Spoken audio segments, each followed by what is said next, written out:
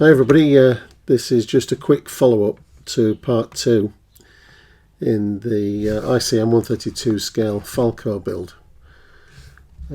Last time I was a bit held up and I wasn't able to get the fuselage and airframe put together because I was waiting for these seat belts, so they've arrived, as you can see, and the first thing I'm going to do is to fit these to the cockpit that I built in part 1.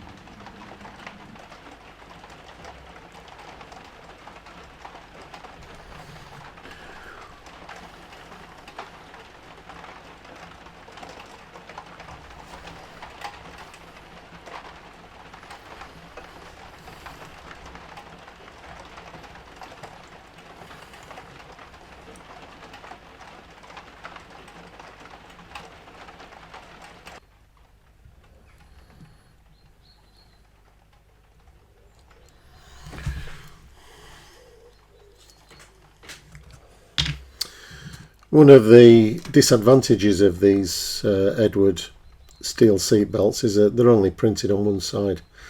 So where you've got this situation here where the belt is visible at the back, it just needs touching in, and this Mr. Hobby radome is a good match for these belts.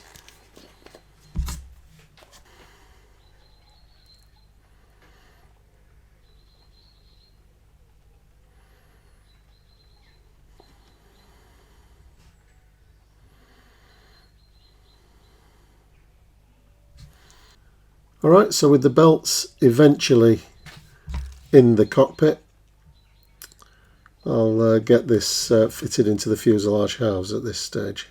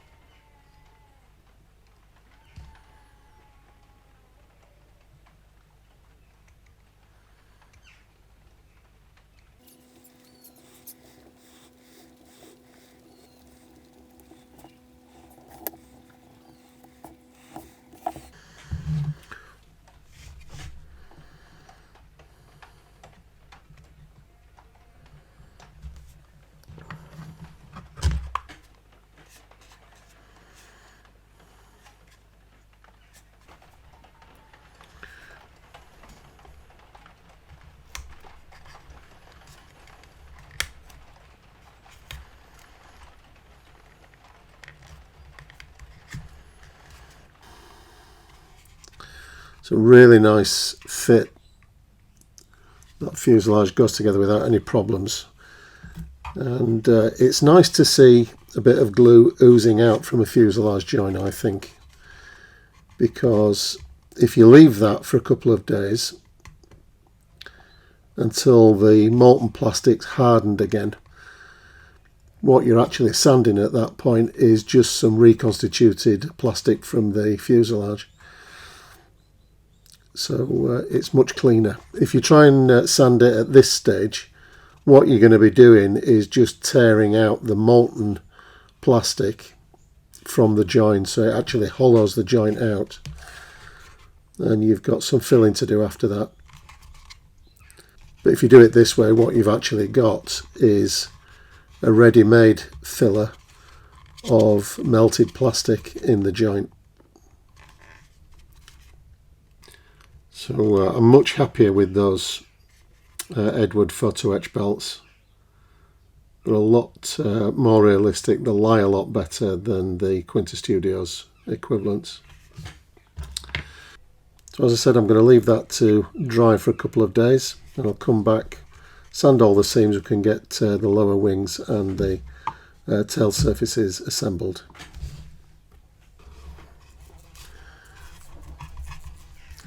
Okay, this fuselage has had 24 hours now, so I'm going to remove the tape and just give the seams a little bit of a clean up. The fit's been really good, so I'm hoping that there's not too much work to do.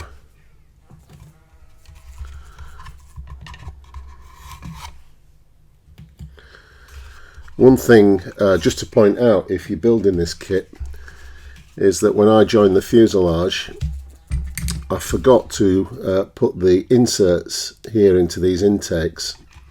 They need to go in from the inside, and it's just easier to put them in before you join the fuselage halves. You can get them in afterwards, obviously. I've done it here, but you need some long tweezers to get them into position. So it's not the end of the world, but you've certainly got to do it before you put this top cowling panel on. Once you've put that on, you're not going to get that in, and you're going to have to use some filler at that point and shape it out to form the intake. So it's just one of those things that's easy to miss in the instructions.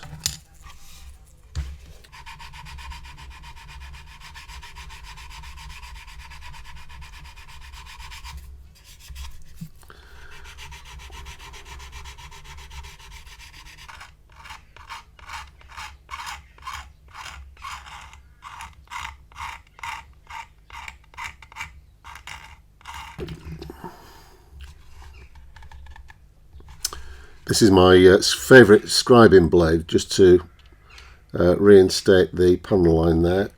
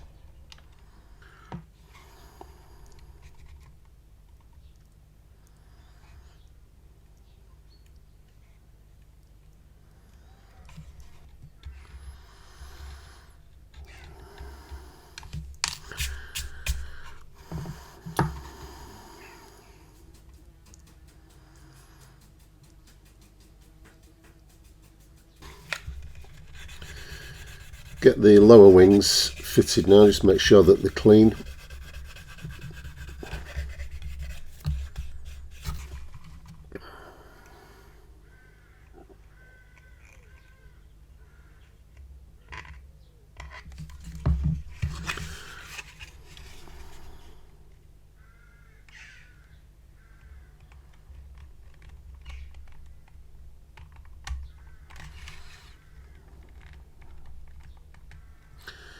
The fit of these is a little bit springy, but I think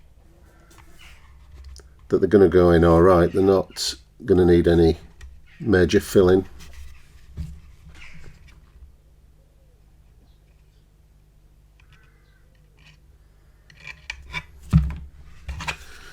And I'll reinforce them after using this Revel contactor cement.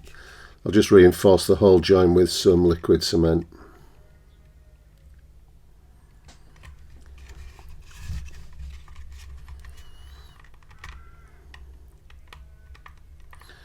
So they just need a little bit of jiggling around to get them to seat properly.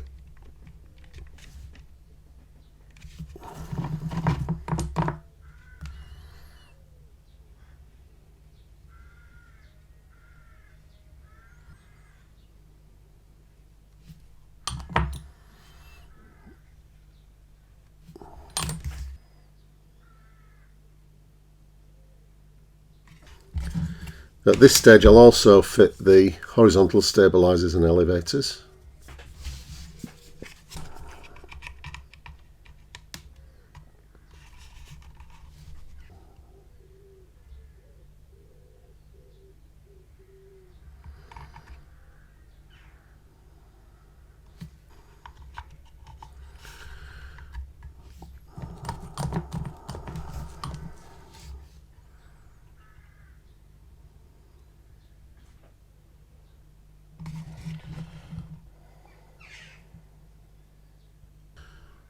So don't forget the rudder control horn before you put the rudder into position. This part should actually be fitted as you're joining the two halves of the rudder.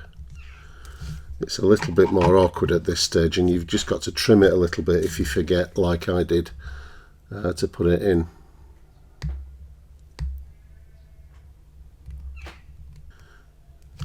With a little bit of trimming it fits alright, so you can recover the situation.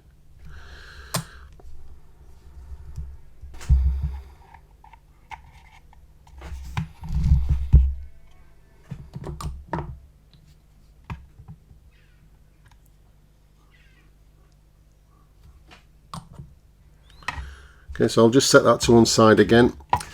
Let's get the engine installed into the cowling.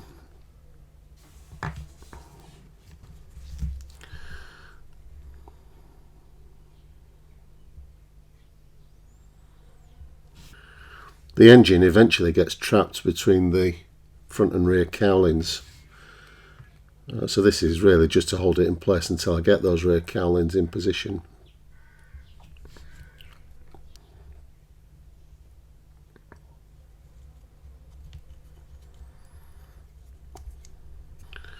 So it just has to be manoeuvred into the correct orientation, and it locks in at that point.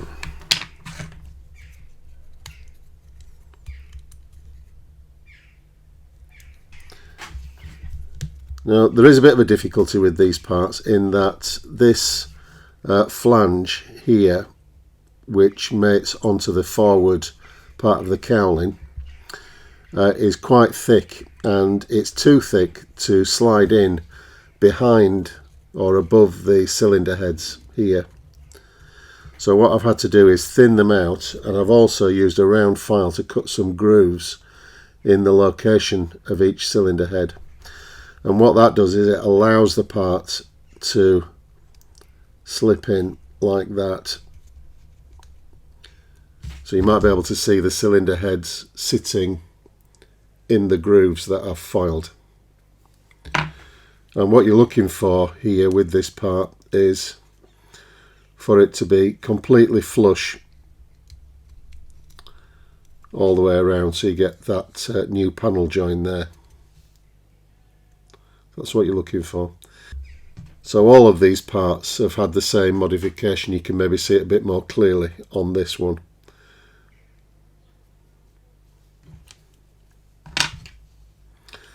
But with that done, the part actually fits pretty well.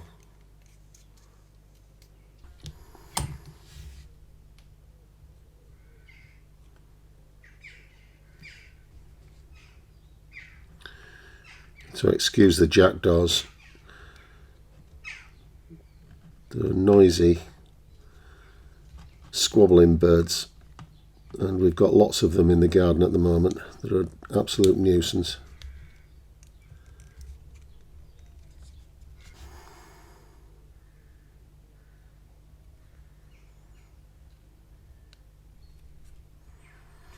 I've found this cowling to be the most difficult part of the kit so far.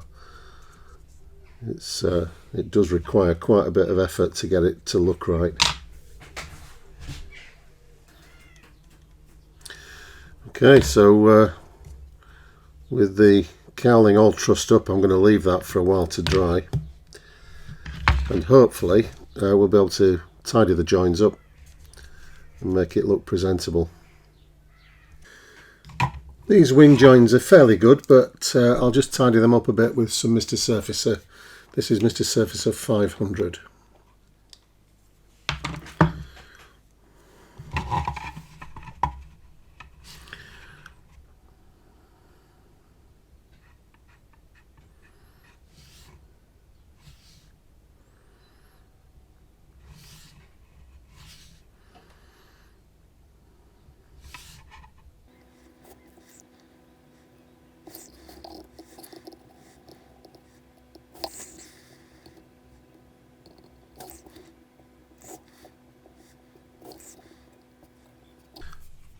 I'll just clean that up with some Mr. Colour. This is actually levelling thinner.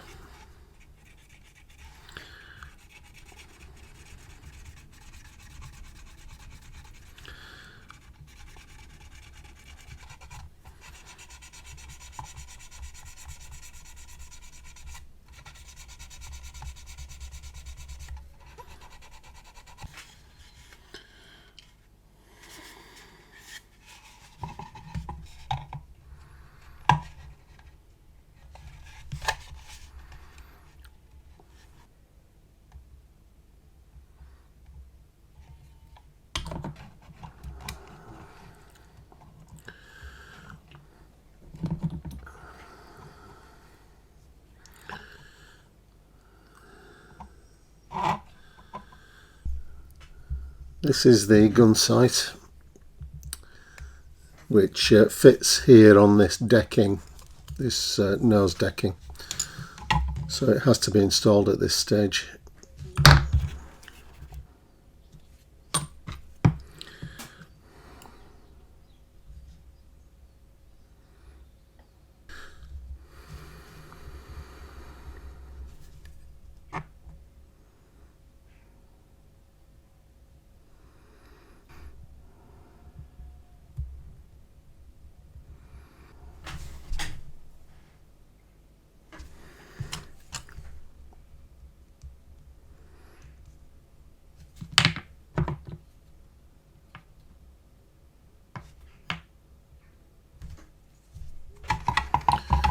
I'll just paint the inside of this cowling and the gun sight, and then we can get this top panel installed, and that's the airframe complete, ready for priming and painting. We've got a couple of Quinta Studios decals for the gun sight.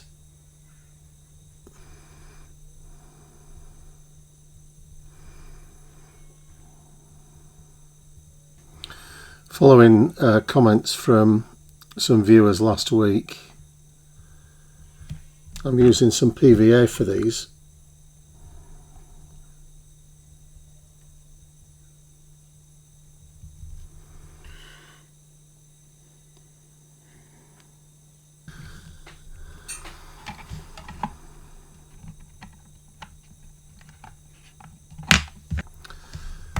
Okay, so that's the airframe done as far as I can before starting to do some painting on this one. The cowling's been touched up. I'm just waiting for a bit of filler to dry on that, but eventually that just plugs onto the nose of the aircraft like that. We've got some cowl flaps at the back, and I'm going to have mine in the close position. This is the stage I wanted to be at the end of part 2, really. but the hold up with the seat belts meant that I'm about a week behind. But it's coming along nicely. I should have this done in not too many episodes. So as I said, next time I'll get the airframe primed, I'll get the main colours on, and we can look to do some of that complicated Italian mottled camouflage. So that'll be coming up next week, and hopefully it'll bring the aeroplane a little bit nearer completion. So I'll see you for that one, hopefully. In the meantime, look after yourselves, everybody, and I'll see you in another few days. Bye for now.